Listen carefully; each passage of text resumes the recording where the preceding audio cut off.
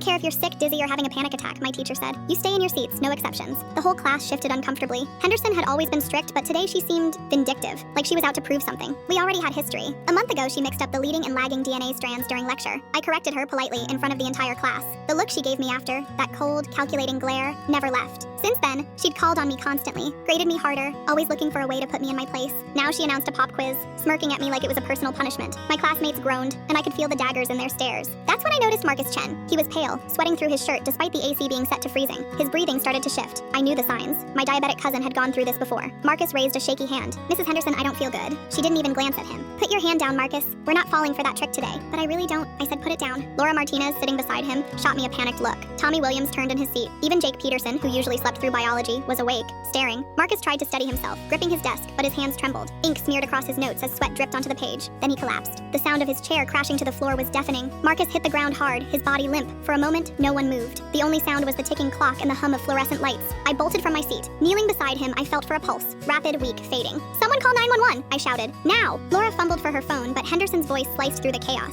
Nobody moves, nobody calls anyone. Our class completely froze. Henderson stepped between me and the door, her arms crossed like a guard. Her mug still steamed on the desk behind her. Sit down, Caroline, now! I couldn't believe what I was hearing. He's unconscious, we need the nurse. She blocked me again, her breath hot and bitter. He's fine. Students fake emergencies all the time, especially before pop quizzes. I stared at her, stunned. Does this look fake to you? Laura was shaking, fingers pressed against Marcus's neck. He's barely breathing, she whispered. Tears welled in her eyes. Tommy stood, his voice cracking. Mrs. Henderson, he looks pale. Sit down, Tommy, she snapped. But more students were rising now, panic spreading. Emily Rodriguez clutched her phone, thumb hovering over the screen. Put that away, Emily, now! Henderson's voice was steel. Everyone sit down. He'll come around when his little performance is over. That's when I noticed Marcus's lips, pale, almost blue. The same terrifying sign I'd seen before my cousin was rushed to the ER. My heart pounded. This wasn't fake. This was life or death. I'm getting the nurse, I said, stepping toward the door. That's when Henderson grabbed my arm, her grip bruising. If you walk out that door, you'll get detention for the rest of the semester. And in that moment, I knew what I had to do.